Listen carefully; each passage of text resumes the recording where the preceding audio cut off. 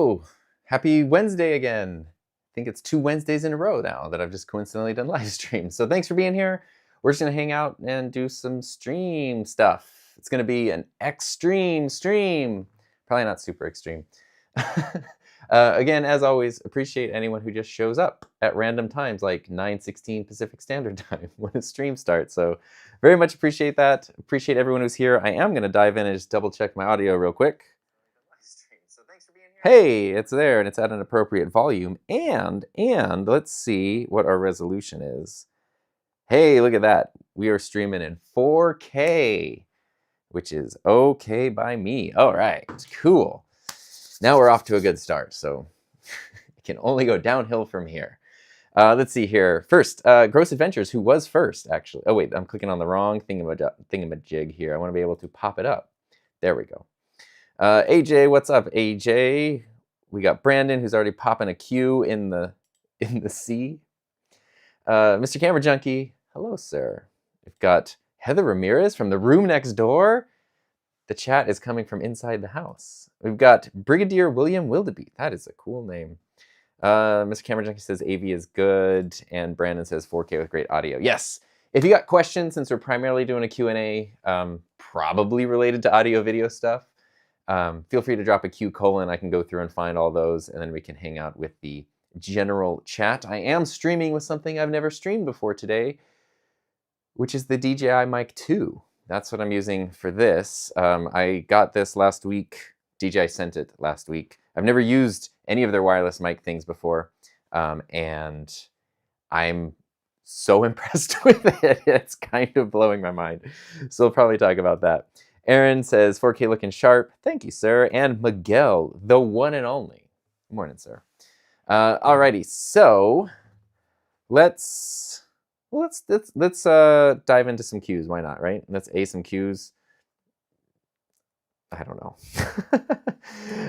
All right, you don't have to put a cue in front of your question. It's not like you're going to break a law of the universe or anything. It just helps me find it a little bit easier, especially in those times if the chat gets a little more crowded. Sometimes the chat's super mellow though, and like it's easy to find everything. So you never know. Brandon said, which service are you using for the stream and how much of a delay is there? Does it help with the quality? I've been using Ecamm Live for at least the last 4 years, and I absolutely love Ecamm. So Ecamm is capable of 4K. I feel like I did I was like, I just did this in a video. I did a video recently about the ultimate simple 4K streaming setup, and I talk about some of my Ecamm settings in there. But what's really cool about Ecamm is when you want to stream, so even though I'm on Wi-Fi right now, I want to stream in 4K. And right now I can go into my settings and see that it says the required speed for one destination. So I'm just streaming to YouTube. I'm not streaming YouTube and Instagram or something. I need 15.2 megabits per second. My Wi-Fi speed currently in this room is 205 megabits per second. So I have more than enough speed to do 4K here. And that really helps. I'm still using, I have my M1 Max MacBook Pro. This is 3 years old now, pretty much. Still a really good, super powerful computer that can handle Ecamm just fine. If you're using a less powerful computer or an older computer, that's where you might have some issues with something like Ecamm and the quality, and then using a cloud-based or a browser-based streaming service like StreamYard or something like that is more helpful because it takes that processing power off of your computer and puts it, and then it just puts it on their service, I suppose. But I really love Ecamm because of all the customization and stuff, which I think is pretty awesome. Yeah, so pretty much anytime you wonder, like, what are you using to stream? It's always Ecamm unless it's a YOLO box, which is if I'm not using my computer at all and I'm streaming totally separately, then I'm using the YOLO box for that, which is very, very fun.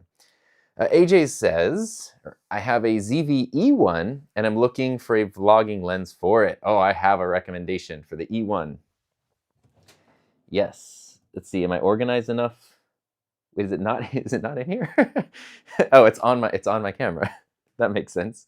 I have a relatively recent video about this lens, and actually I can even go to my little second camera here and hope that it comes in focus to show this bad boy, the Tamron. You can't go wrong with the Tamron 20-40. Such an absolutely phenomenal lens, 20-40 f2.8, and this is also like relatively, I say it's affordable. It's like a $700 lens. $700 is a lot of money. In the world of full frame camera lenses, especially f2.8 camera lenses, that's like a bargain. So it's this weird perspective of cost. But the Tamron 20 to 40, such a great lens, because 20 to 40 on full frame is such a useful focal length that, especially for just out and about stuff, it's awesome. This lens is also, as you can kind of see here, it's not very big. It's very compact. It does extend out a little bit when you zoom, but like that much. It has super fast, super quiet autofocus that I think is just as good as the Sony autofocus. And it's very lightweight. So especially on a compact camera like the E1, you put this on here, it's going to be smaller than this setup is. And it looks great. And then if you can do any like clear image zoom, or I can't remember if the E1 has a Super 35 mode. I usually use this on my A7 IV, which does have a Super 35 mode, and then I can just push a button, and now instead of just going 20 to 40, I can go to like, it's almost like 20 to 60-ish, something like that. So I really, really, really love the Tamron 20 to 40. That's my like favorite all-around walkabout vloggy style lens, which is very, very fun. Vicarious Nick, who's living vicariously through us right now. Fan of the channel for a while, thank you. But mostly just lurk, that's okay. You've probably gotten this before, but what got you making YouTube comment? Is this full time? Yeah, I don't think I've talked about that in a while, at least on here. That's mostly like podcast topics. I have made videos since I was 4. I'm 38. I made videos since I was 4. So it's 34 years of being a video production nerd, just with like 8mm cameras. I have a very clear recollection of the first time like grabbing the camcorder from my parents and trying to film absolutely terrible footage. But it was really fun. I was kind of hooked on like audio video production, and I just sort of never stopped. And then I became a high school digital media teacher where I was teaching audio video production and broadcasting and stuff. I'd worked at a TV station for like 6 years. I just always did it. It never left. And then in 2017, it was just like, I had wanted to start a YouTube channel for like many years. And for some reason I thought like, you need some qualification or something. Like it's free. Anybody can just click a new channel and you're good.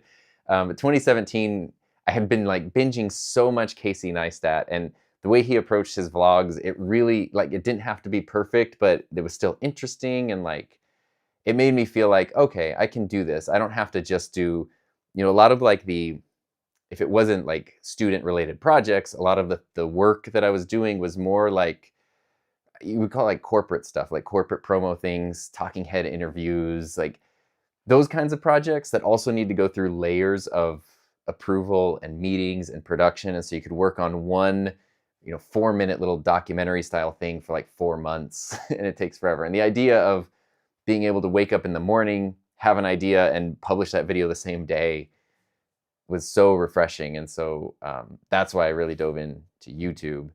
That was in 2017, and then I started doing it full-time in 2021, because I'd spent a year teaching online during the pandemic at that point. So I was a high school digital media teacher for 11 years. And then the pandemic kind of took everything I liked about teaching away, which is, interacting with the students and the hands-on learning and all that kind of stuff, especially in the subject I was teaching, where it's like production-based and you can put rigs together and film things and edit stuff and do events. Like all of that was gone, and it was just you just sort of saw, like, it was like the emperor's new robes or whatever. Like you saw it for what it really was, which is like, this is a lot of work, a lot of crazy expectations, a lot of unexpected just danger. And I was like, I don't know that I have 25 more years of this in me. And the channel was starting to grow at the time, to the point where it was like, it had been about a year of having 2 full-time jobs between YouTube and the channel. And it's like, well, okay, if I want to, that's not sustainable. So I have to put my energy in one or the other. And teaching, while I was in this amazing position that, like, if I were to ever want to be a teacher again, like, I wouldn't just slide right back into that position because it was too unique. But being a teacher again, like, my main credential is English, so like, you kind of always need a language teacher somewhere. Versus like, well, if I don't do this YouTube thing, it's not like I can synergize that to happen again randomly. It's kind of like a once in a lifetime opportunity to even be able to think about. And so I decided I would really be scared and regret it if I didn't give that a try. Plus, if I have to invest my energy, I would rather invest my energy into something I'm in charge of and I'm creating and that I'm in control of, versus, as much as I love my job, all it would take is like a new administrator, a new district policy, new legislation. So anything that's like so far beyond my control to suddenly the value of what I'm doing disappears, and now, you just get pushed down to something else. So all that to say, that was March of 2021 that I switched over to it being full-time. And I can't believe it's been like 3.5 years. That is absolutely insane. But I feel very, very lucky, very, very lucky to be able to do this full-time. Let's see here. Brandon, when using a Rodecaster and an Ecamm for video podcasts, is there a way to automatically switch camera angles based on who's speaking? There's not. At least not that I'm aware of. This is my and many people's like #1 requested feature, which, old things like Google Meet used to do this, although it was a little too aggressive, because if you were talking and like the other person on the line like sneezed, it would just cut to them mid-sneeze. Like, it was a little too aggressive. Of finding a way to, you can do audio follows video, where you pop up a camera and then the audio from that camera becomes live, but that's still manual. You can't do automated video follows audio. And then finding ways to like prioritize, like if there's a host of a show and there's guests, at what point does the camera switch to the other audio source or whatever. That's like a #1 requested feature. I would love it. I have a feeling that's something that could be addressed relatively soon, which is all I will say about that. But currently, no. That's a tease, what you call there. How fast does your internet need to be, HJK asked, to stream in 4K 60? 4K, well, actually, no, I'm at 4K 30 now, and it's saying 15.2. So I can't do the Ecamm calculation because I'm streaming, so I can't change the settings right now. But I would guess maybe, according to Ecamm, 20 megabits per second, maybe, at least over Wi-Fi. And Ecamm's estimates and quotes actually seem to be pretty accurate, so that's cool. Lucas, 92, what's up? What mic do you recommend for recording an acoustic guitar? Rode NT USB Plus is great for voice, and I'm considering the LCT 440. Any recommended audio interface? Okay, so many options. Both of the mics you recommended are condenser microphones. I actually have my Rode right here. And actually, oh no, the Lewitt is here. Yeah, here's we go. So these are the two. Look how convenient that was. Everything everybody's asked about so far I've had like right here.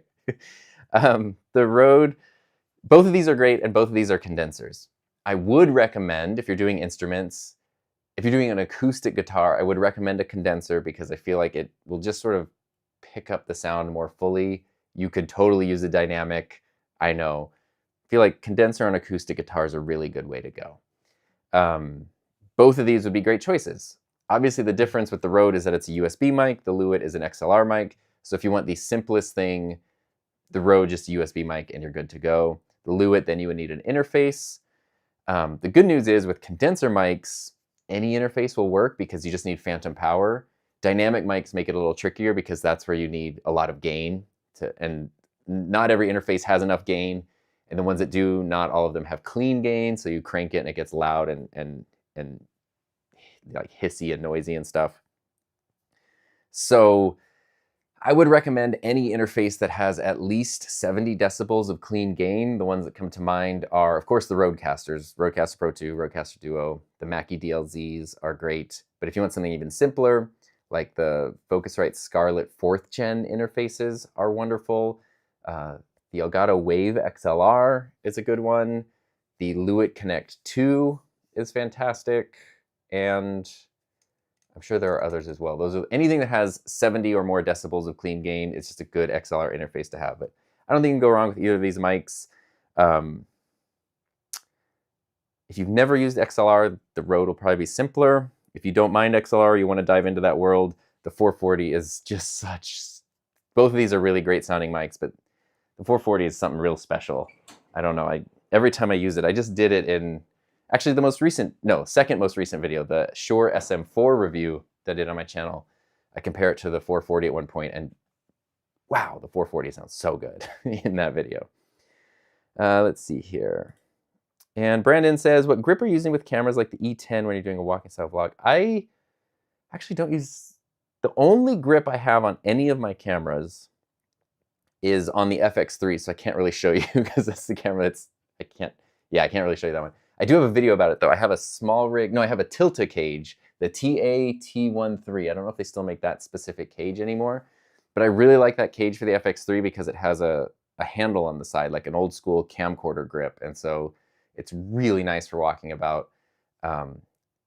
If I were to get cages or grips or something for any of my other cameras, I would want them to have a really nice hand strap on the side because it gives you a lot more stability, makes it a little tougher for someone to randomly grab the camera from you, and it just makes it easy to, like, you can hold the camera and not feel like it's gonna drop or anything. Definitely love that Tilta grip a lot. Ben, what's up, Ben? When you're using more than one cam link, is there a way to differentiate the names in the source so you can tell which is which? Yeah, no, sadly not. It's just cam link, and then the way I've done it is just looking at the little preview window to see what is different. But yeah, that's a really good point. The thing I'm wondering is Elgato makes a Cam Link Pro, which is a 4 HDMI like PCI card. So it's supposed to go in like a PC, or you can put it in an external enclosure, and it has 4 HDMI things. I've never used it, but I'm wondering, can you differentiate those? Is it like Cam Link 1, 2, 3? I don't know. So with regular Cam Links, I think the answer is no. With the Cam Link Pro, I don't know. I feel like they would have to have solved that problem, right? Like, they would have to have solved that problem. I'm going to jump into just the general chat just to see if I'm missing anything fun or need to ban anybody for anything. Mike Manifestation, what's up? Jeremy's here. Jeremy, I think I saw an email from you that I need to get back to. I'm not, yeah, so I need to dive into emails later today for sure. I see this isn't an official Q colon. Any thoughts on the Lewitt Connect 2? Yes, I love it, and I have a review on it from maybe 5 weeks ago. It's an awesome, it's maybe just like a little bit expensive, but it's such a good interface. I really, really love it. And I actually really love the design, even though it's kind of an unusual looking design. How do you get soft depth of field static camera shot? Yeah, this is 24mm f1.4 lens at f1.4.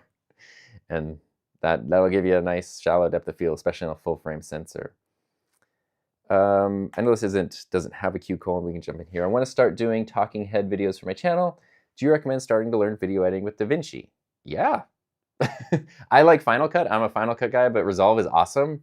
And Resolve is free and it works on Mac and PC. So like the paid version is worth it if you really want to dive into it, but you can get started like literally right now for free, regardless of which operating system you have. And if you're not connected to any editing application currently, that's a great one to dive into. And Blackmagic on their website for free, if you Google like DaVinci Resolve training, you'll find Blackmagic. They have incredible like training resources for every part of the program. And I think you can even get certified for free. So it's definitely a good way to go. Even though I'm a Final Cut guy, like I can't deny that Resolve is just amazing also. Bruno says, paid full price for the Sennheiser MKH50, which I have sitting over here out of frame, and wanted to buy another one, found a like new one for $600. That's half price. You got to buy that immediately, for sure. Hey, Mike, what's up? It's nice to see you here. And Nick is saying Camlink Pro probably has numbers in parentheses. That's what I would think. That makes the most sense. Mechanical or membrane keyboards. I just bought my first mechanical keyboard 2 weeks ago. So I'm going to say mechanical because I really like it. There we go. Have you been using, Rudy asked, the SM4 since your video? I'm really curious about RF interference rejection. My space is really bad with RF and the only mic. Yes, I've been using it a lot on different streams, podcasts, video calls and stuff. And I used it a lot before the video too. I really like the SM4 and I like it on my voice specifically. I've not had any RF issues with it and I've been using my same like Rode cables, same interfaces. We're in different environments, so I can't I don't want to say like, for sure, there's no problem. because like I don't know specifically your environment. I've not had any interference issues with it. It's a great mic, and I really like it a lot.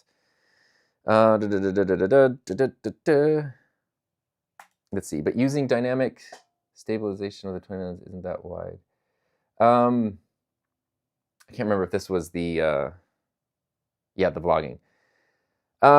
It's not going to be as wide. Yeah, so if we're sorry, let's back up. Going back to right here, the Tamron 20 to 40 millimeter lens. If you use like active stabilization on your camera, come on, focus. There we go. Focus. If you use active stabilization on your camera, it will crop in on the shot. So now your 20 millimeters is not going to be a full 20. It's going to look a little bit more, maybe like, I don't know, maybe it'll be more like a 24 millimeter lens or something. And that isn't super wide for like the handheld type stuff. I haven't found it to be an issue, but I don't like using the super active stabilization in my Sony cameras with wide handheld things because I found that you get too much like warble and wobble. So I use the standard stabilization, which doesn't crop in, and then 20 is fine. It's not as much as a 16 would be, but for me, and the stuff I like to do when I'm filming those types of things, having the extra reach to 40 has been more helpful than having the extra width to 16. That's just personal preference. Otherwise, like a 16 to 35 is an amazing focal length for, an all-around vlogging lens. They just get a little more expensive and a little bit bigger and heavier as well. Let's see here. What's my favorite Filipino dish? I don't know. We have like a plant-based adobo sometimes, and that's really good. So that one, maybe. Speaking of Filipino dishes, here's my wife. Do you play video games? If so, what are you currently playing? Wow, crazy that you would ask that question. Yes, I love video games. They're great. The game I'm currently playing is Final Fantasy XIV, which I think Heather might be editing a video about right now. I had never played an RPG prior to like the end of last year, and I've never played an MMO until a month ago. And so Final Fantasy XIV is fantastic. Level 61, I think I am. It's the best. Happy to talk more about it. Candace asks, can the Mackie DLZ Creator XS connect directly to a camera that supports USB mics and audio source? That is a good question, and I actually don't know. I didn't know there are cameras that support USB audio in. That would be awesome. In my experience using the Mackie DLZ, it shows up as just an audio source anytime you connect it via USB, so it might work. I don't know, and I don't have any equipment to test for sure, but that's a really interesting question, and it would be awesome if the answer is yes, because that would be so helpful. Throne of Positivity asks, what laptop are you using to stream? This is my M1 Max MacBook Pro. I got it when they announced like the redesigned MacBook Pro. That was like 3 years ago. What does it have? It's the M1 Max, 32 gigs of RAM. Let me go to the About This Mac page here. I remembered when I bought it, but that was 3 years ago. 32 gigs of RAM, 2 terabyte hard drive. I didn't remember the graphics though. I think I got the 10 core GPU. And obviously like they've only gotten more powerful since, but this computer is so good. Like there's nothing about it that makes me feel like I need to get a new computer. So it's been a good use of money, let me tell you. Brigadier William asks, you got the Rode NT USB based on the correct recommendations. Good. The mic is awesome. Will using the noise gate on Rode Connect affect the quality of my sound recording? I have found that I don't need to pick up the mic. The mic's over there. I have found that Rode's new noise gate, the ones that's like built into the Rodecasters and Rode Connect and Rode Central and stuff, I've found it to be really good. It's not super garbly and stuff. Like, I'm using the DJI Mic 2, which I really love. I love this lav, but I accidentally was using it the other day and I turned on noise cancellation in here where I really didn't need it, and it made things sound very garbly, and I was like, I know the mic is a better sounding mic than that. And the Rode stuff doesn't seem to have that issue. The noise gate, I guess noise gate and noise cancellation are different. But the noise gate seems to be very subtle and very natural just by default, and then you can kind of fine tune it a little bit. I would definitely not be afraid. I mean, I do use it a lot. When I use my Roadcasters, I use the noise gate a lot. So I wouldn't be afraid to experiment with that. Loom, what is your opinion on the newly released Canon C80? That thing looks cool. I don't have $6,000 to spend on a camera, and I don't need a camera like that, but it is, to see a full frame Canon cinema camera for 6K cinema camera for $6,000, that's only $1,000 per K. It's a bargain, right? It looks awesome. Like, Canon ergonomics, Canon bodies are great. Full frame is my favorite, so that's exciting. And even though that is incredibly expensive, in the world of those like full frame cinema cameras, that is actually an incredible deal. It's a great, I think it's a great competitor alternative to the FX6 from Sony, which has been kind of like dominating that full frame $6,000 space for a while. And obviously the Canon's a little newer, so it has some advantages.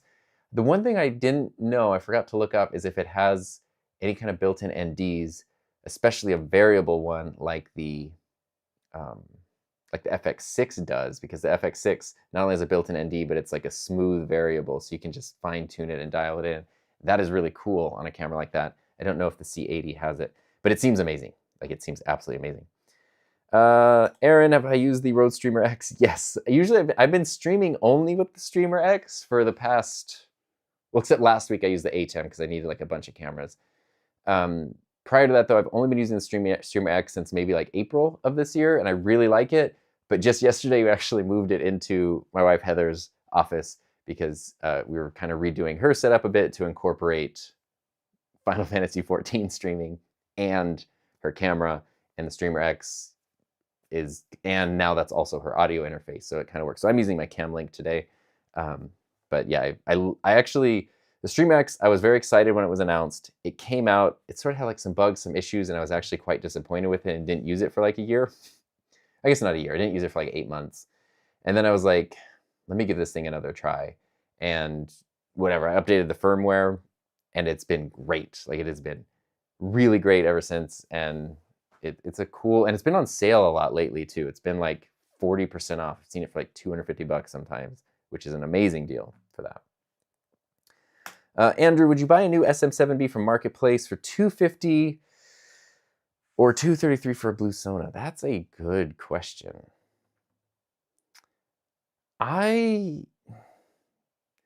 If they were both new, if they were the same price and they were both new, I would go to the SM7B. But because they're not new, I would actually lean towards the Sona, because it does have the built-in booster, which is going to be really helpful for just getting the clean signal. It is brand new, and you just never know. You just never know. Like, some people get microphones, they take care of them, they keep them like nice and locked away when they're not using them, and so when you get a used one, you're essentially getting a brand new microphone. Others, they have just been smoking 12 packs a day of cigarettes in front of the microphone for years, and it's just been dropped and beat up and breathed into, and it's got like super COVID or something. So I don't know. I would go for the Sona in that situation, just to be totally honest with you. Let's see here. This is a fun question. Martin is asking, do you know if XLR extension cables will decrease the audio quality? Have one extension, one 90-degree extension. I believe if there was someone who was smart about these things and experienced with these things, and they were in here, they would say that every time you add, an extension, an adapter, and you add length to something, you're degrading or risking degrading the signal. I'm not that person. I always kind of operate under the philosophy of, if it works, it works. And I've had really good luck with like when I said I was teaching broadcast, sometimes, especially before we had like good any kinds of wireless setups, like I would just link together like 4 75-foot HDMI cables with like super cheap Amazon adapters. And we would run from like a long, cable from like the pool where there was an event at the high school to like the broadcast studio. It was fine. Do the same thing with like, I would run super long XLR extension things to a wireless receiver that could then be line of sight to get a good signal from a transmitter that was like at the other end of the campus and stuff. All the things you shouldn't do because it's like bad and unreliable and stuff. And 9 times out of 10, it was fine. I use little like 90-degree adapters all the time, and I've not had any issues with those. So I think, yes, there is the potential for that to mess up your signal, but if you try it out and it sounds good, like someone, I'm looking over here because I have a 90-degree adapter on I have a Lewitt mic on a boom arm over here and has a 90-degree adapter, and which is just this, so I can be a little more visual on my stream. Yeah. So it's just this right here. Oh, I can even be more extremely visual on my stream. And if you plug this into your, why is this such trouble with focus? If you plug this into your XLR, this is nice because it takes pressure off of like, it lets you route the cables more cleanly. But anytime you put anything in between, you know, the source and the destination, now this is affecting the signal. It's very similar to the same way that if you, you know, you put a UV filter on a camera lens, even though it's a clear UV filter, it might not affect the image quality, but if it's a low quality one, now you're putting this really cheap piece of glass in front of a really nice expensive piece of glass. So it kind of depends. I plug this in, I listen to it, I think it sounds good, so I'm happy with it. This one's making a weird rattly sound though. I don't know if that one's super good anymore. So if it works, it works. Don't feel like you have to be doing things right. Audio Hotline is here. Yeah, I don't know. 12-pack cigarettes and super. Yeah, you don't want that, right? Marine Trucker says Sony ZV-E10 E2 or A6700 for streaming. I actually have a loaner E2 right here. And no, E10 Mark II, right? Yeah, E2. That's not a camera yet. Sony let me borrow one for like a month. So I have this one here, which has been great, and I actually really like it. And I've been using it a lot for streaming and video calls and stuff, because I was really wanting to see how it compared to the original ZV-E10. I really like this camera. It is a little expensive. I do have a friend who had the original E10 and then upgraded to the A6700 and is like, there's no way I could go back. But he also uses it for more than streaming and does like photo and video like out in the world. So my answer to that question, if it's the ZV-E10 Mark II versus the A6700 for streaming, if it's just going to be for streaming, if this camera is going to be in a streaming setup and not really move and just kind of only ever used for that, I would use the E10 Mark II just because it's less expensive and it's an excellent camera. If you want to do more camera stuff, you want to do lots of photo, you want to do lots of video, you know, it goes kind of out a lot more. The A6700 is just a little, it's more expensive, but it's a little bit more capable, not in terms of like the internals, but really the way that you use the camera, interact with it, the buttons, the layout, the ergonomics are a little bit better for that kind of thing. So that'd be my recommendation there. Can't go wrong either way though. They're both like such good cameras. Alrighty. Yeah, and this is a thing I was thinking of here. Mac was saying I got one SM7B for 170 and it was the real deal in the box, but before I got my first one, I found out it was a knockoff and paid 180. So be careful of knockoffs. That was my other thing, is that the SM7B specifically is a microphone that gets like counterfeited and knocked off a lot. And so, you know, being sure that you're getting a genuine Shure is always nice. And so in this case, if you have the chance to get like the brand new blue Sona, and you know it's a blue Sona, it's in the thing. Plus, it's kind of a collector's item because now it's called the Yeti Studio. So if you have the blue branded one, it's, I don't know, limited edition, I suppose. Let's see here. Where were we at here? If you can only choose one daily lens, which one would you choose? Sony 20-70, f4, or Tamron 2.8? Okay. That's a great question. So I would choose the Tamron. And the reason I would choose the Tamron for an everyday lens is because it's lighter and it has f2.8. In that case, the 20-70 f4, it's a little bigger, it's a little heavier, and it's only f4. The 24-70 2.8 is actually what the first generation is actually what the secondary angle is over here. So I really like that lens a lot. But it's a brick. It's big and it's heavy, and I would like, yeah, the Tamron is the one I would want to walk around with a lot more for sure. Photo Elite, do you have any favorite studio monitors that play nicely with the Rodecaster? Got a pair of older Argon ones today and they need to replace, so looking for recommendations. No, I mainly use headphones, and then I have just like an old tiny speaker hooked up. It's something I've been shopping for, though, is a good pair of monitors that aren't insanely expensive, because I always do my main editing in headphones, so I don't really need I don't need the most insane like high-end monitors, but just to have them for reference and stuff. I haven't gotten any yet. I kind of found some that I was thinking of getting, and then I was just like, yeah, it's like $160. I don't need to spend that. And then I just didn't. So I'm open to recommendations, but no, I don't currently have any.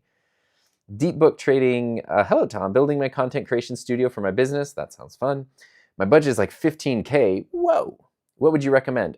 Oh, I got you covered. I don't have a browser share set up on here just yet, although maybe I can. I'm a smart boy. I could figure this out. All right, let's see here. We're gonna see what happens when I click this button. Hey, it kind of worked. Cool. Let's just try to resize this. Yay, okay. I think that works. Am I in the corner? Sorry, now I am not in the corner. It's just my hand. Let me switch that input to the cam link. Hello, there I am. All right. I wasn't prepared for screen shares today. But the reason I wanted to was because I can answer this question.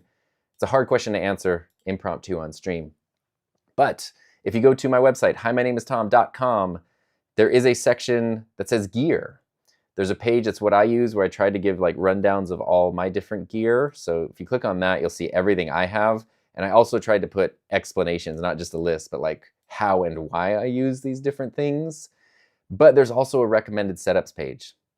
And if you click on that, I actually have a bunch of different types of setups that people seem to commonly ask for.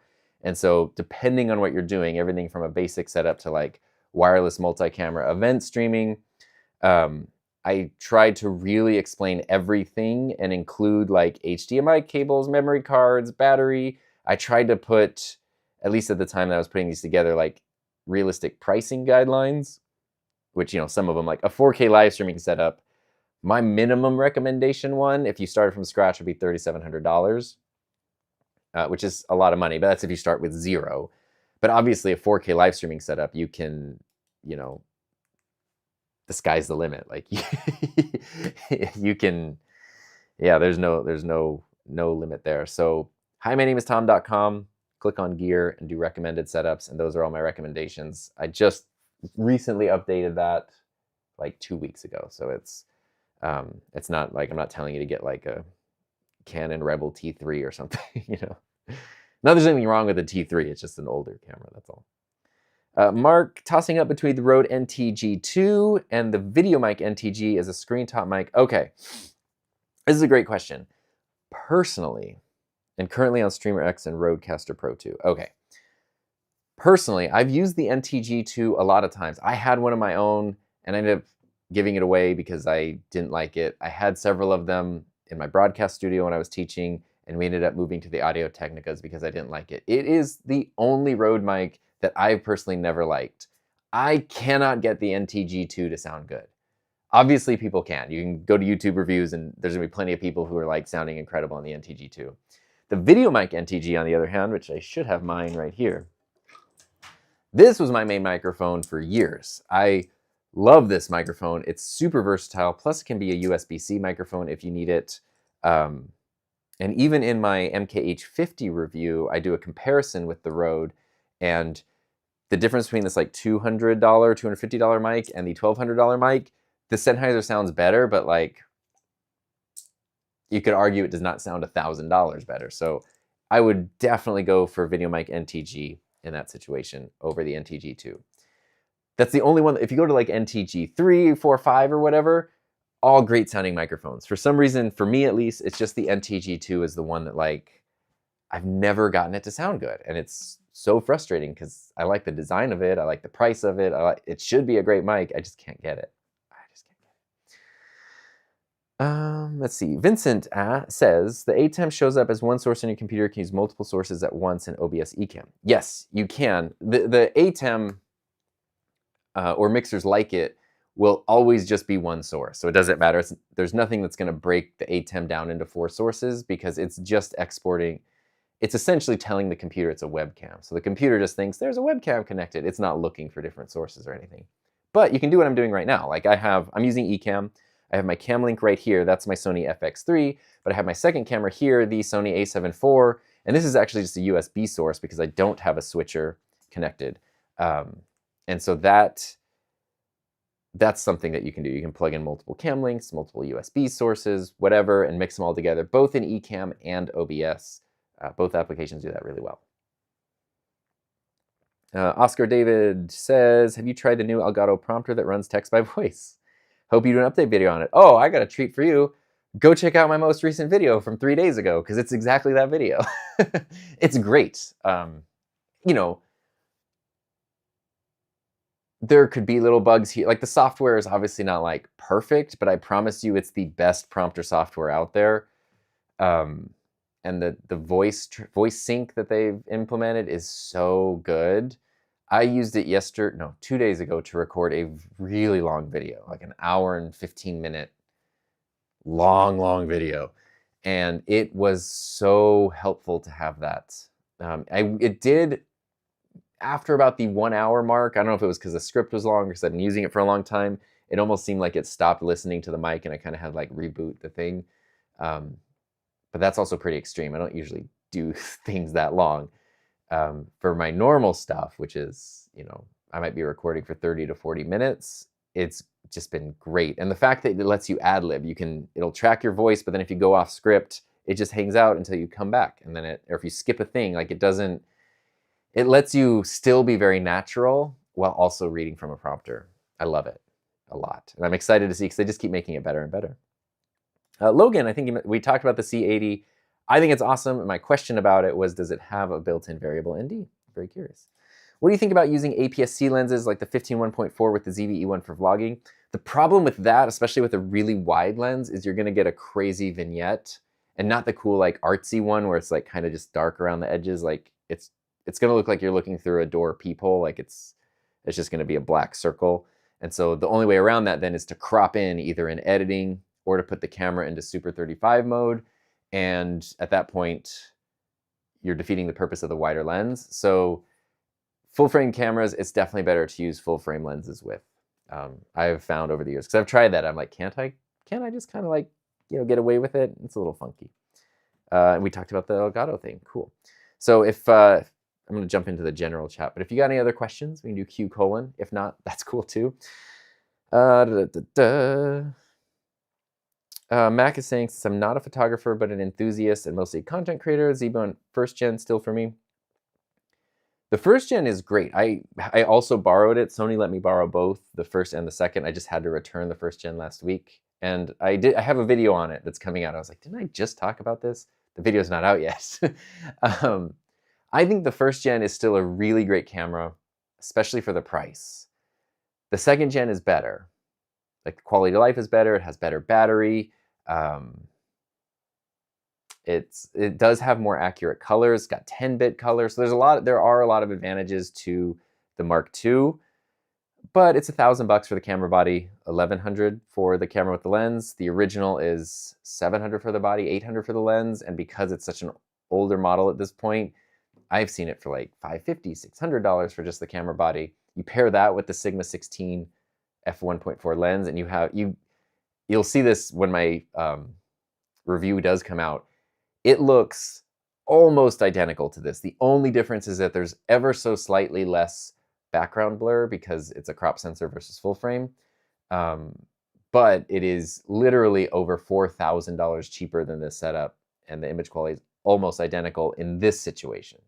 There are other situations where it wouldn't really be able to compete with the FX3, but in this situation. So to answer your question, if the type of content you're creating is talking head style stuff in a controlled environment, it's such a great camera. It does have the old Sony menus, which are annoying, but once you get things dialed in, you don't really have to deal with those that much. So if it's talking head controlled environment, it's good. If you already have a bunch of Sony cameras and you want to keep using the same batteries, you want the new Sony menus, you need 10-bit color, and you think you're going to be using the camera outside of a talking head style controlled environment, then the newer ZV-E10 Mark II just kind of will probably be a better way to go for those reasons. Just my opinions though. It's not a fact. Noel purchase. I can talk. Purchased the ZV-E1 off B&H this summer with the education discount of $15.40. Yes, that is a great price. My wife just got a ZV-E1 in her office. She was using, actually I have it here now. She was using this for years, my old Canon 6D Mark II, which is a DSLR that does 1080 video with not clean HDMI out, so it's manual focus. And she went from this to the Sony ZV-E1. One of the reasons I borrowed the E10 from Sony was because we kind of thought that would be a good, like it's got autofocus, you could upgrade to 4K, kind of thinking like that would be a cool upgrade in her studio, which it would have been, but then we had the chance to go to a full frame E1, and it's a really good camera because it's basically the guts of this FX3 right here, just in a small compact body, and it's a really good camera. The one thing, we haven't had any overheating issues with it yet. But I do have this Ulanzi fan. Hey, perfect. I'm sure you've seen this, especially if you've done anything for E1. I don't know why my autofocus. I need to play with my settings over here because I had this problem last week too with a different lens. I just keep this in here. I promise this is not totally brand new, but I just want to keep it nice. If you haven't used this fan, it's pretty cool. So if her E1 ever does overheat, which it hasn't yet, like it has not even come close, you can take this fan and it basically just clips, like it just kind of spring loads into the back of a camera. This is my A7S III. This camera does not overheat, so it's not an issue. And then you can turn it on. And what's really cool about this, wish I was getting a little more clear focus here. What's really cool about this is it does have a built-in temperature sensor. So it can tell when the camera's getting hot, and that's when it will turn on. It does have a built-in battery, so you can see it's turned on right now. The fan itself is not on. There, now the fan is on. I'm holding it near my mic. I can feel it. I don't know if you can hear it. It's very quiet, so it's not going to get picked up on camera or anything. And it can also be run via USB. So if you want this, like, you want to run your camera through external power and this fan through external power, you could do that. Long story long, this is a cool option. Overheating is really the one potential issue with the E1, because you got this big, crazy sensor and a super small and compact body. Has not been an issue for us, but if it is, I think this was like $35. It's not an expensive thing, and that's kind of there just for safety.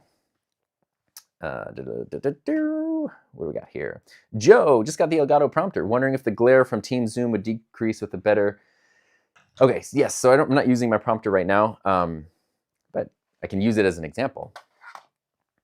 So the glare, I don't mean to say things that you already know. I don't know if you've used prompters a lot. A lot of people, since the Elgato prompter is so affordable, it's a lot of people's first prompter. And if you've never used a prompter before, there's a few things that are confusing. One of the things that happens here is you have this monitor, this built-in display, which is very, very bright. I have something I can plug in to show you how bright. It's very bright. And then you have your reflective glass right here. So if you have this at full brightness and you have something with a light background on it, you can get kind of this haze. It almost makes things look a little washed out, and it's just kind of like a glare, a haze that happens. It's just physics. It's a bright light shining into a reflective piece of glass. It's just something that's going to happen. The way that you can combat that is to just turn the prompter's brightness down. You can go in the Camera Hub software. I usually keep mine maybe around 50%, which is still more than bright enough for me to see, and then the glare doesn't show up on camera.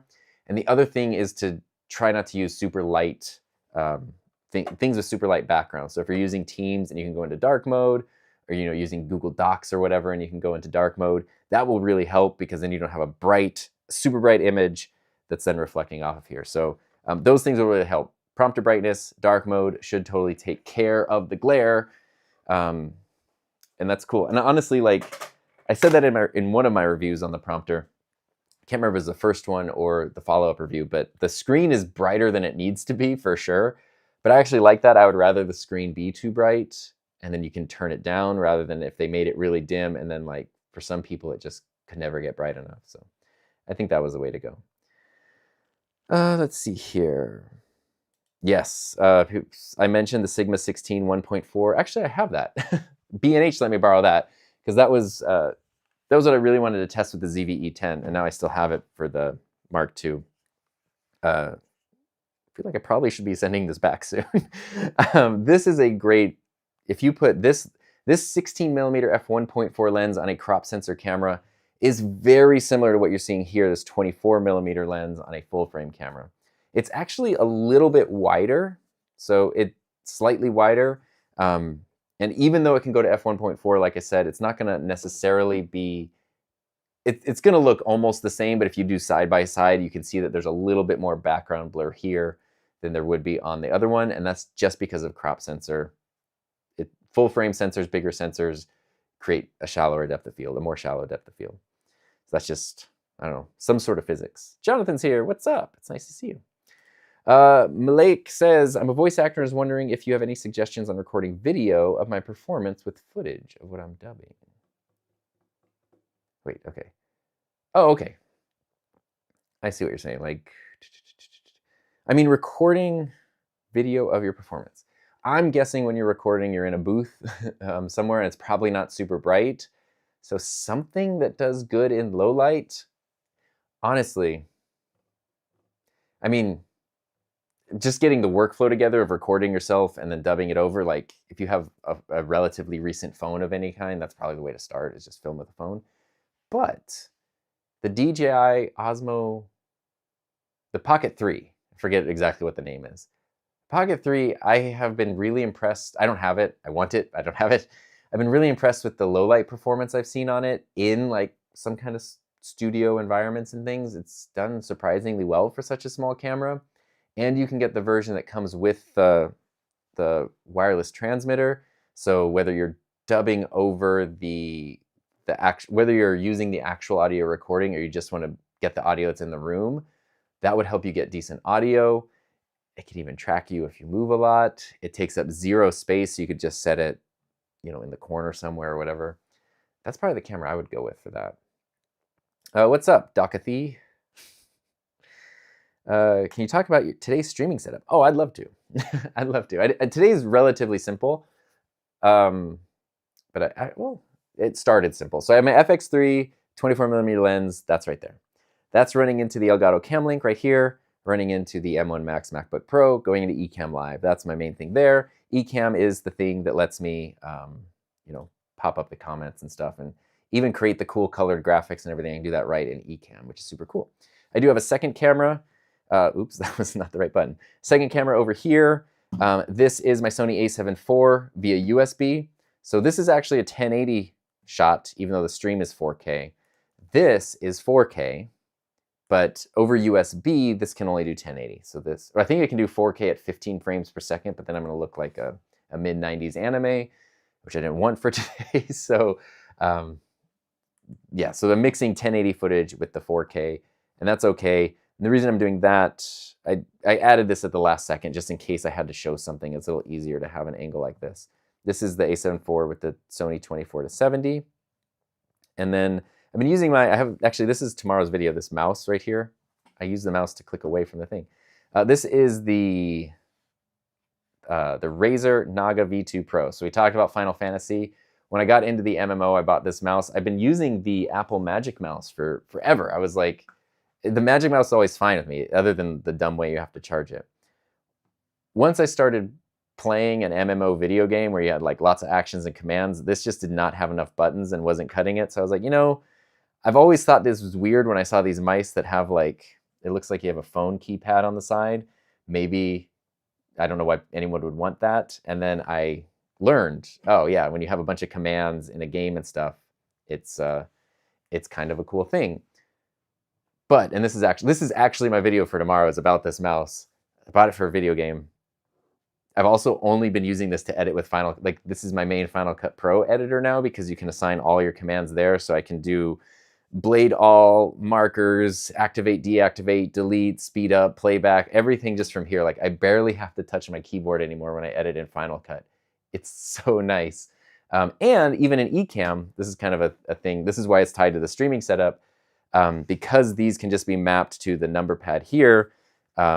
This is my camera switcher. So the button number 1 is my scene 1, which is this, and button number 2 is this. I guess button number 3 would be my screen share over here, yeah. So these just oops, I opened up something. These just correspond with the number row on my computer. If I can get back there. And so this has been my switcher for today too, which is not, I've not done that. So anyway, that's cool. And then audio, I'm actually very excited to talk about this. I'm using the DJI Mic 2, which I really like Rode. Rode is great. I love Rode products. They're great. So I've had the Wireless Pros. Well, I bought the Wireless Go when it was released, like, oh my gosh, 5.5 years ago, the original one. And Rode was really kind of the first company that did this.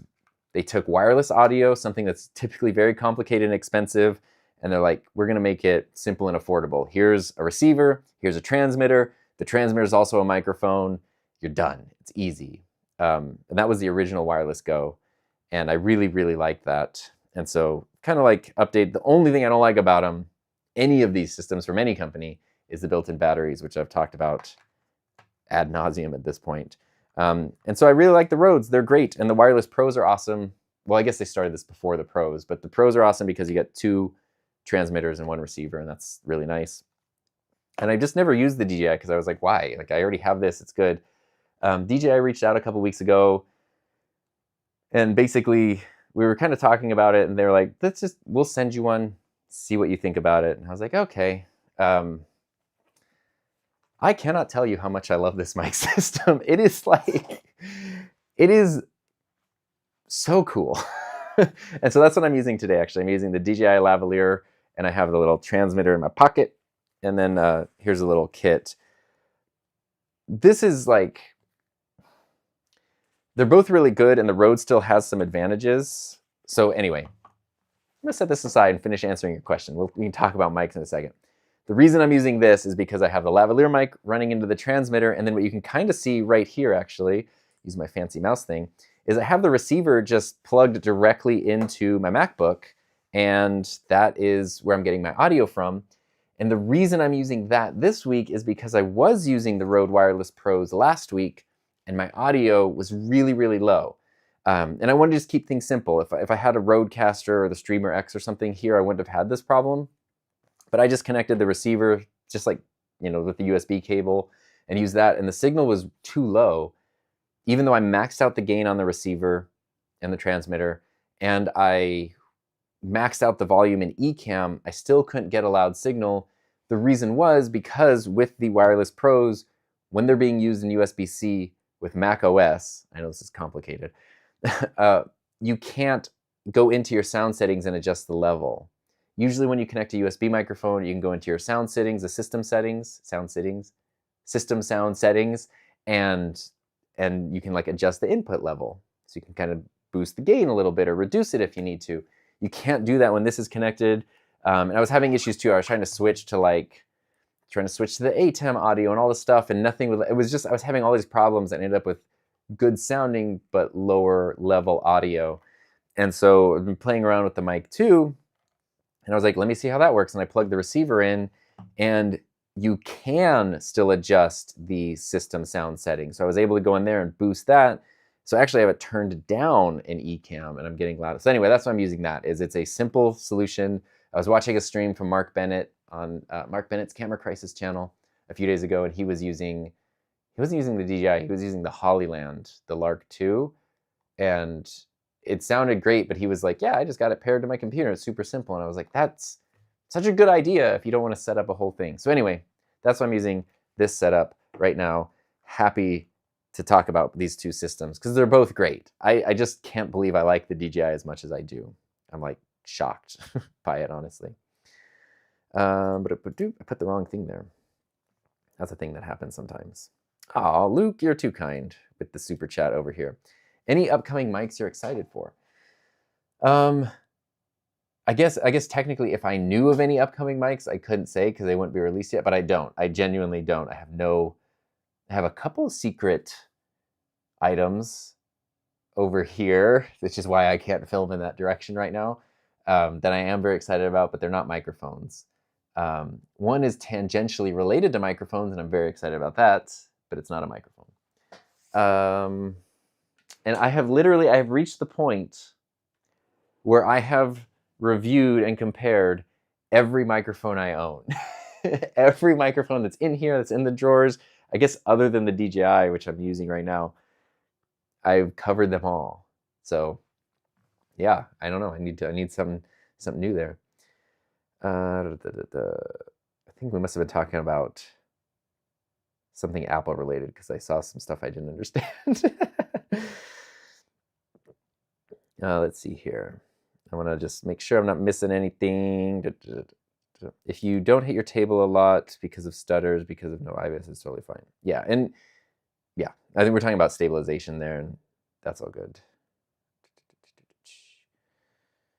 I'm trying to catch up to where I was. Oh, we talked about the glare from the prompter. We talked about the lenses, and I got distracted. Oh, look, Brandon's saying use the recommendation list, the gear list, follow up for video podcasts. Yeah, obviously, like, the thing that makes this stuff so tricky is there's like a million ways to do it. And we found this in my wife Heather's setup because she's, as much as I love the production side of things and the gear and all that, she hates it. Like, she wants it to work, but she's like, I don't want to set up every time. I don't want to like have to dive into camera menus and settings. She's like, I just want it to be on and working and reliable. And it's been tricky trying to like rebuild her setup because you really realize like there isn't one way to capture audio. There isn't one way to bring in game footage. There isn't one way to make, like, there's so many different ways to do everything all the time. So my recommended gear list is just my recommended thing. It's not the only way to do it, but I figure it's at least a good starting point for a lot of people. And then you can, you know, swap things out if you need to a little bit, which I feel is pretty happy. I see Mac posting in Spanish. I can understand, I can sort of understand most of it, but I can't reply, which is the hard thing. Anon Mario says, for the original Rodecaster, what audio settings do you have on the computer? On PC, I never know how to adjust the input audio level in the sound properties. Oh, I haven't used PC, so I don't know if it's different. On Mac, I never adjusted it. I know we just talked about input gain. I typically start with my input gain for anything at 75%, at least on the Mac, and then fine tune it from there. But the Rodecaster never gave me any issues. I like never had to dive into that. I was always able to just do everything in Ecamm. I've been using the Rodecaster Pro 2 for so long now, but I used that one for years and it never had a problem. So I never did any settings with it, but I'm also using a Mac, not a PC, so I don't know if there's a difference there. All right, Mac, see you later. Adios, amigo. ¿Dónde está la biblioteca? Let's see here. I went back too far and I'm trying to like, let's see. Lalo says, been loving the A7 IV. Seriously exceeded my expectations for what a beast high. Yes, me too. I actually have 2 reviews of the A7 IV because I got it. I liked it. It was exactly, I needed a good hybrid camera and I liked it a lot and I made my review on it. And then like several months later, I had to do another one because I was like, I think I didn't give it enough credit. Like it was a good review. I like the camera. I've owned it for several years now. It's great. Every penny worth it. But then after I used it more and more, I was just like, this is such a good camera, especially if you need that hybrid photo video workflow. It is awesome. Doc has the OG King B. I have the Worker B, not the King B. I'm the worker, you're the king. It's good, but awkward form factor. I'd honestly skip it. It's pretty heavily. And Doc has a couple of secret items too. I know at least what one of them is. We can all tell each other what our secret items are and break a bunch of NDAs. Why do questions disappear from the chat? I don't know. This one's in the chat. Sometimes YouTube is weird with like flagging things as spam. I would say 99% of the comments when I go into like the held for review spam section of YouTube, they're not spam. They don't even have links in them. Like some of them I really can't figure out why they are in there. It's just a thing. Perfect streaming setup for beginners. Go check out my video from 3 videos ago. So my third most recent video is the ultimate simple 4K streaming setup. And that's what I would recommend right there. Like perfect questions. I can answer them all with like stuff I've made. There we go.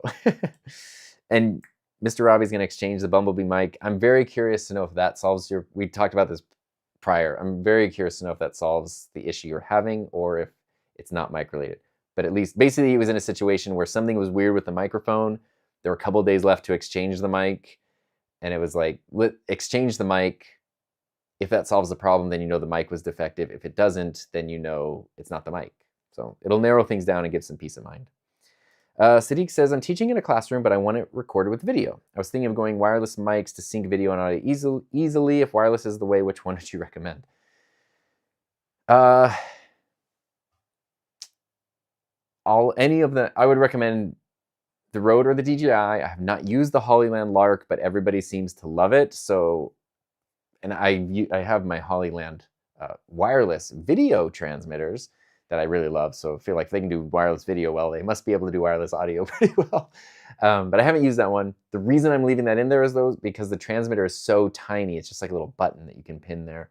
Don't know how long the battery life is on that, but if you're in a classroom and you're teaching and you're moving and you want something simple, like that's so discreet and simple, the Hollyland might be the way to go.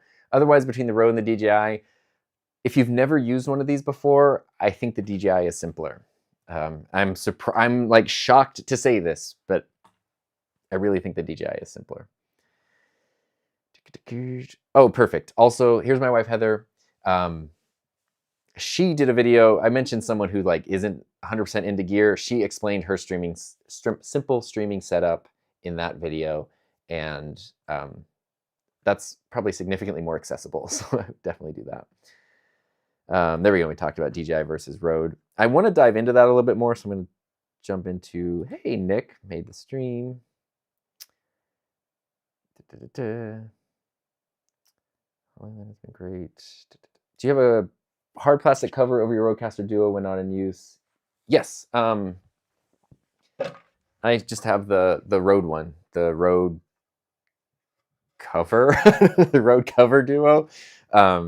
There's a company called Deck Saver. That's actually, yeah. Rode started making their own, so you can for both Rodecasters you can get Rode's own covers, and they're great. Prior to that, and still, there's a company called Deck Saver. They're based in the UK, and they make these same covers for the Rodecasters and a bunch of other gear. They mainly did it for music-related stuff, so like DJ gear and everything. You put these on here. These are significantly stronger. I can't remember the price. If the Rode is more expensive, or this might be more expensive. This is like, I mean, you know, you don't need it to be crazy durable, but I do feel like if I wanted to, I could like push this down and crack it. I don't feel like I could do that with this one. So this is more durable than the Rode one, but yes, I do cover it just to make sure that there's no dust and things. And I think I missed a super chat, which I apologize for. It's from Luke. Luke, I'm so sorry. Oh, you shared more kind. You're too kind. Thank you, Luke. I appreciate you very, very much. Let me jump back down here. You visited NAB. Will you visit IBC in Amsterdam this Friday? Oh, you have. I was like, no, I'm not going to answer. Any tips? Well, I think everybody gets their own thing out of events like that. So, you know, what you want to focus on.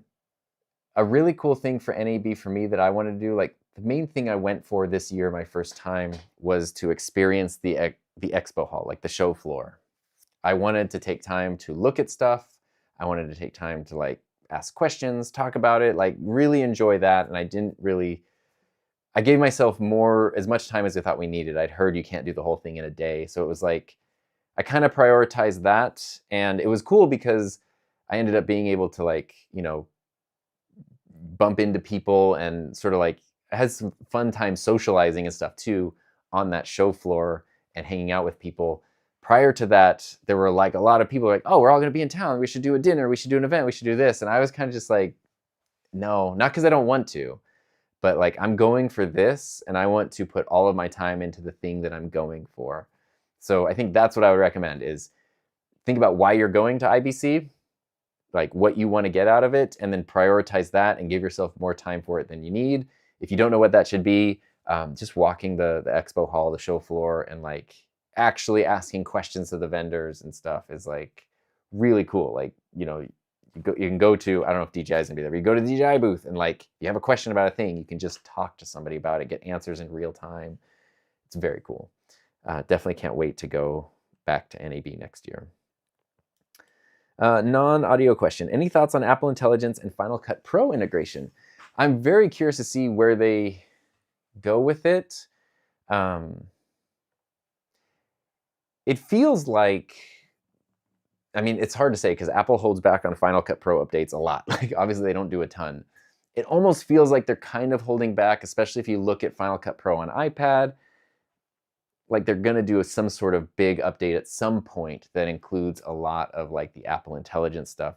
I kind of think like the AI craze took off faster than Apple expected, and so they're almost like trying to catch up by implementing things into phones and software or whatever.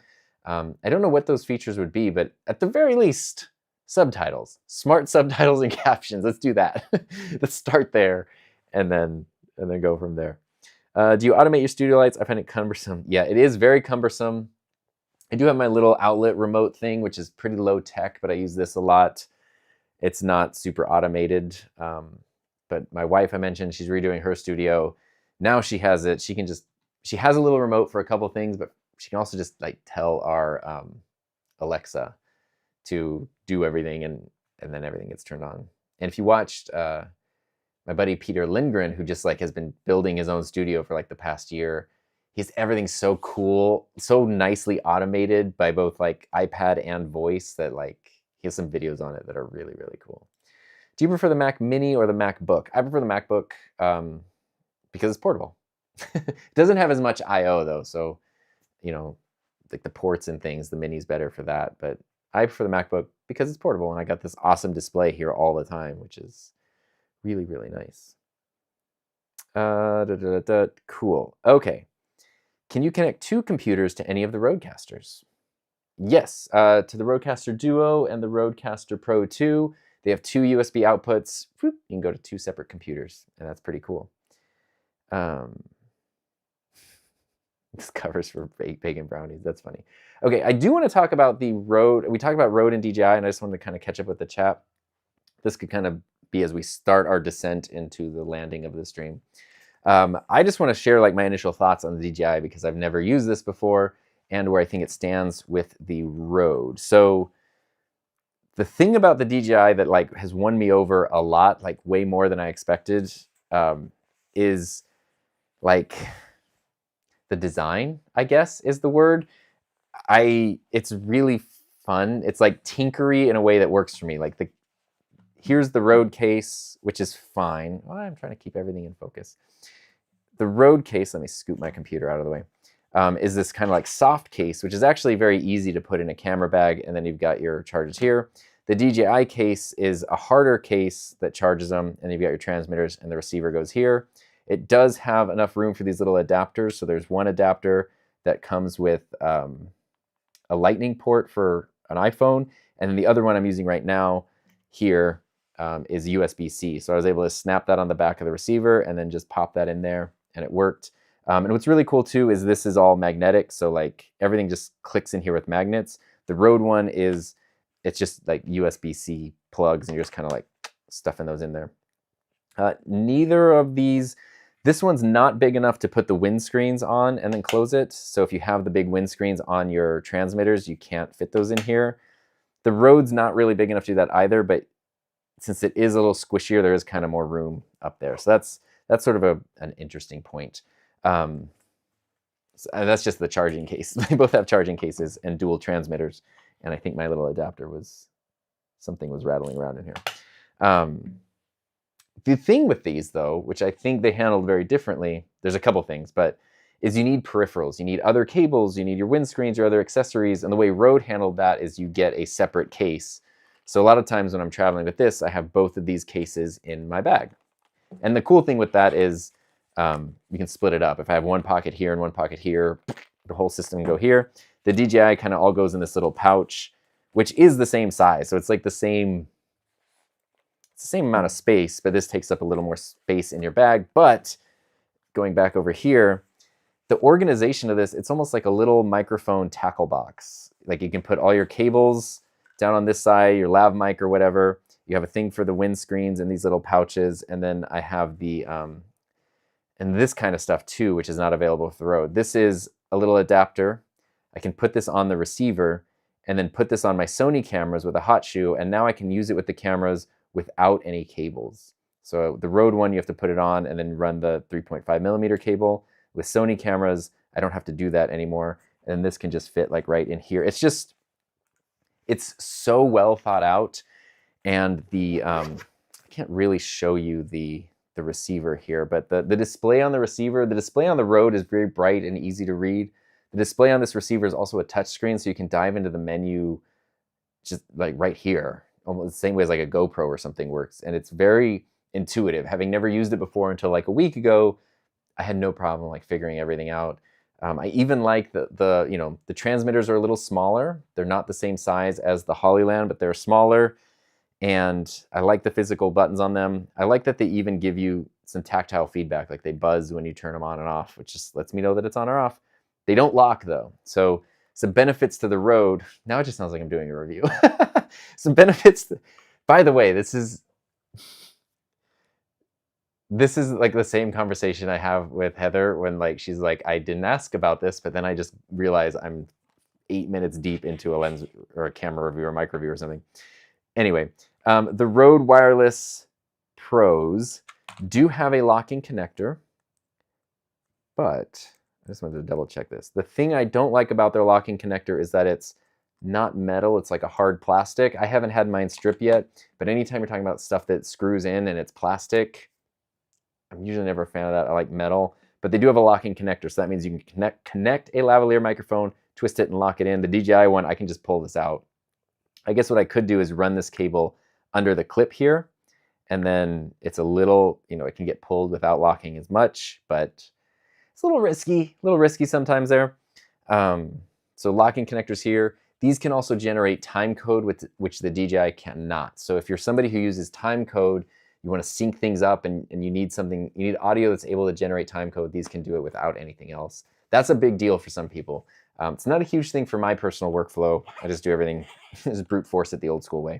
But the DJI cannot do time code. Both of them are 32-bit float recorders, which is cool.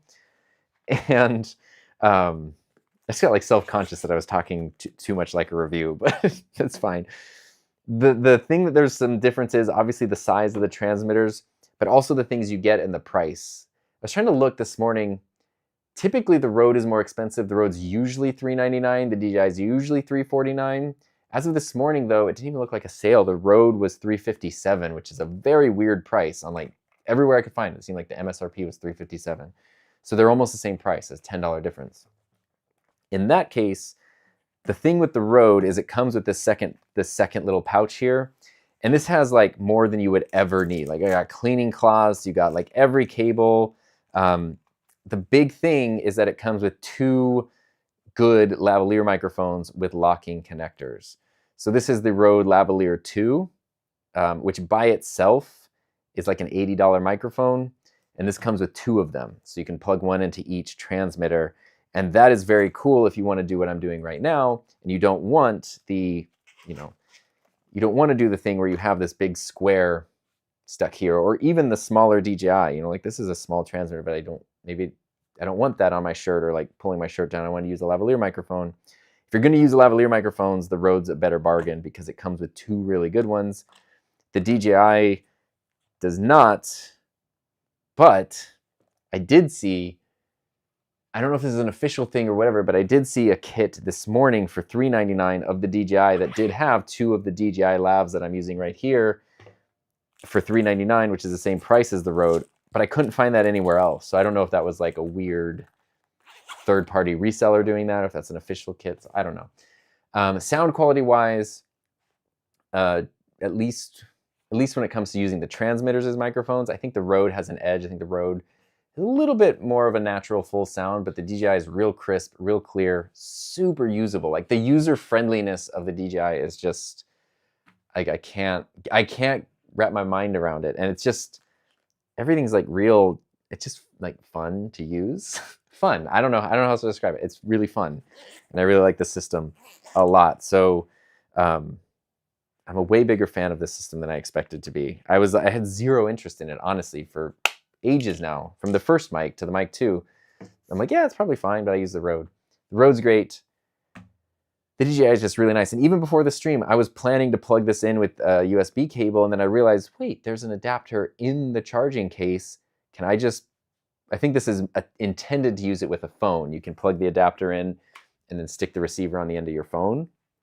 But I just plugged into my MacBook, and now I didn't have to have a cable and didn't have to have this thing dangling. I don't know. I'm so impressed with it. Anyway, that's my impromptu Rode versus DJI review. There we go. Sita got the Rode podcast USB mic today. Pod mic, I'm guessing. Oh, yeah, pod mic. Pod mic USB. Mine's on the wall over there.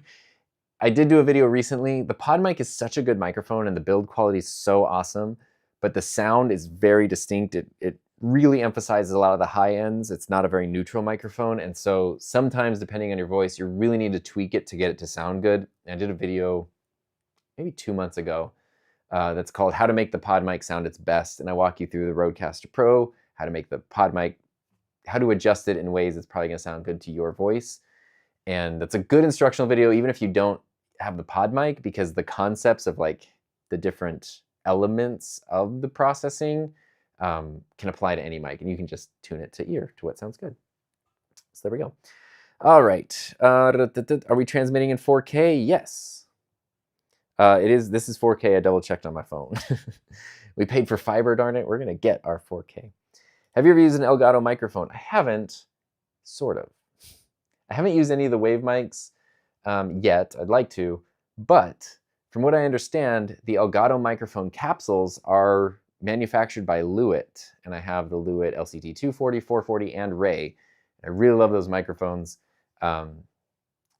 So from what I've heard, the Elgato mics sound pretty similar to the Lewitts, which I love.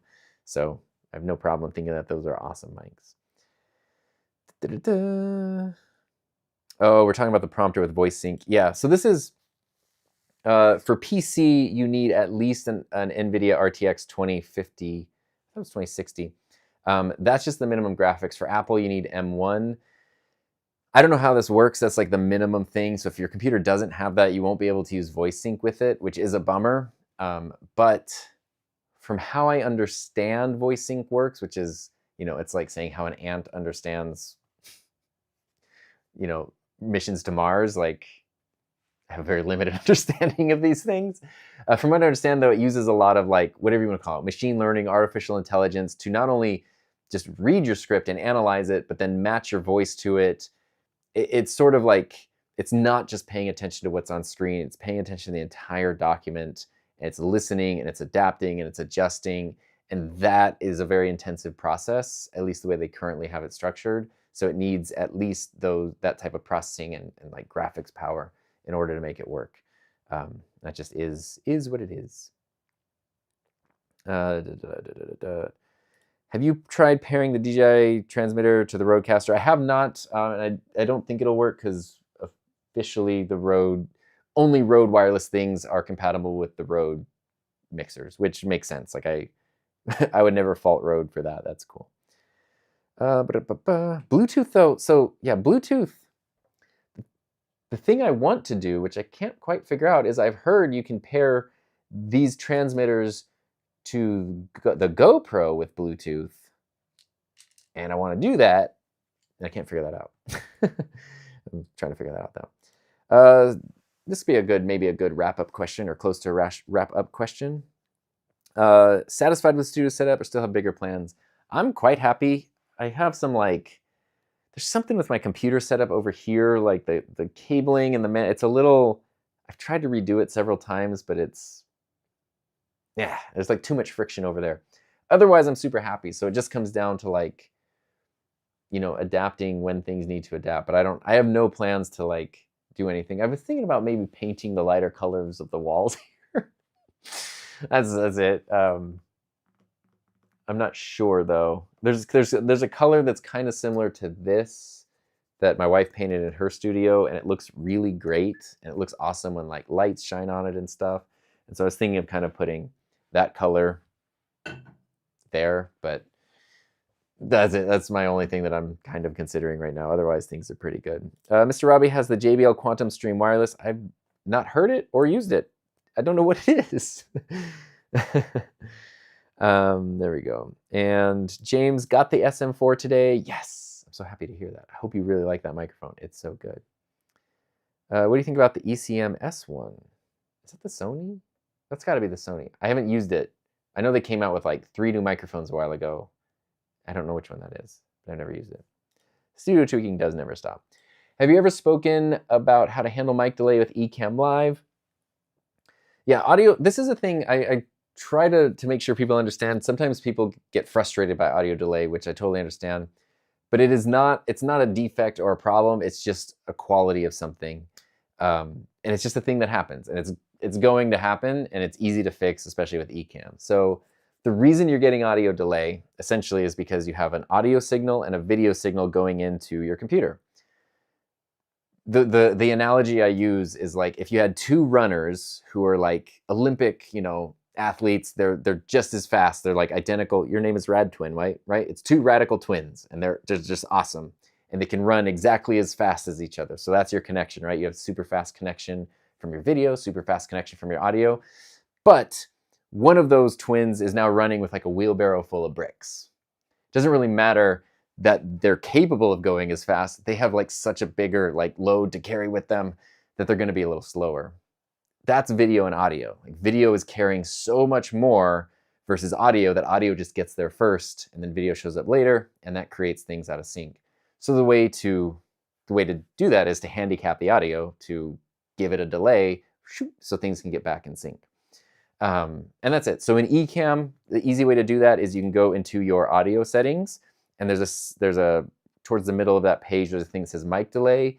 Ecamm measures it in frames. I have found that for me in my setups, 4 frames is usually good to keep everything in sync, and that's what I have right now. So I have a 4-frame delay. There's other ways to do it, like the Roadcasters. You can do millisecond delays in those. The DLZ, you can do a delay in that. OBS has a millisecond delay as well. So everything can delay. I've always just done it in the software, especially because I use Ecamm, and Ecamm does it in frames, which is just easier for me to understand. So that's my very long answer to a relatively short question. Oh, it's the streaming mic. Oh, I should try that. Sony's been cool about letting me borrow things like that, and maybe I could borrow one and try it out. C80, we talked about this a couple times. I think it's awesome. I think it's great competition. I think it's very exciting to see a full-frame Canon cinema camera at that price point. I think it's a cool competitor to the FX6, and I don't know if it has built-in variable NDs. Can you please make a clear video on frequency of mic and audio interface? I mean, what will happen if about a high-class mic and didn't... When we're talking about frequency, like that's beyond me. It's just not my... I just don't have the Gerald Undone technical prowess of those kinds of things. When it comes to like interface and mic, it kind of depends. If you're using a condenser mic, for the most part, it doesn't matter because a condenser mic needs phantom power. Every interface, every mixer has phantom power. And the reason that's cool is it means you're going to need a lot less gain. Like, for example, on a Rodecaster, I can turn on phantom power with a condenser mic, and I need like maybe 25 or 30 decibels of gain to get a good signal. If I plug in just the SM7B, I might need 56 or 60 decibels of gain, like twice as much. And that's where interfaces and mixers start struggling. So condenser mics are friendly with pretty much everything. Dynamic mics are where it gets a little trickier because that's where you tend to max out more gain in your interface or your mixer. And that's where you just need something that has a lot of clean gain. My recommendation is something that's at least 70 decibels of clean gain. Clean being the emphasis there, because something can advertise like, we got 72 decibels, but as soon as you get past 50, it's like, it sounds like a drive-through with all the static and hiss and noise. Versus like the Rodecaster, I can crank that thing and it's crystal clear. The Mackie DLZ, I can crank it and it's crystal clear. And most new things are like that. The Lewitt Connect 2, the Focusrite 4th gens, like all that stuff. So that's what I look for in an interface, is how much clean gain does it have. Fortunately, pretty much everything that's been released in the past 2 years, I would say, has at least 70 decibels. And then I think the DLZ Creator actually has like 81. It might be like, I think it's a lot more than others. So anyway, that's what I look at. I don't know if that's a correct answer. That's what I look at. Alrighty. So that being said, I guess I've been going for like 90 minutes. Shoot. All right. That's cool. I didn't mean shoot like darn. I mean like time flies when you're having fun, you know? So, oh, here we go. Doc says, I've used a $20,000 Sony mic on a $300 interface and it was still a $20,000 mic sound. There you go. That works. Everything kind of comes together. So thanks everybody for hanging out. I appreciate it.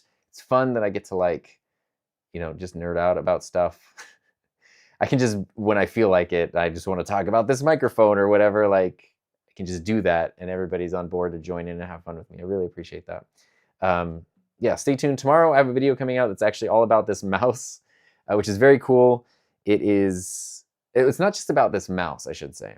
It is about this mouse and how I use it not only for gaming, but also with Final Cut and with Ecamm. But more specifically, if you've noticed, I've been using this PC mouse with a Mac this whole time, and it has full functionality. That was tricky, and at one point I thought I bricked my MacBook's keyboard, so I wanted to make a video that explains how to use any third-party mouse effectively with a Mac and be able to use all the actual features of the mouse with it. It's pretty simple, and it's really fun. So, that being said, appreciate everyone being here. I'm gonna wrap up the stream. I do have my outro screen. It'll be up for a minute in case everyone in the chat wants to say goodbye and stuff, and I appreciate you. Yeah. I don't know. I never know how to end the stream. So I'll just say I hope you have a safe, happy, healthy, fun rest of your day. Thanks for being here. I'll see you next time.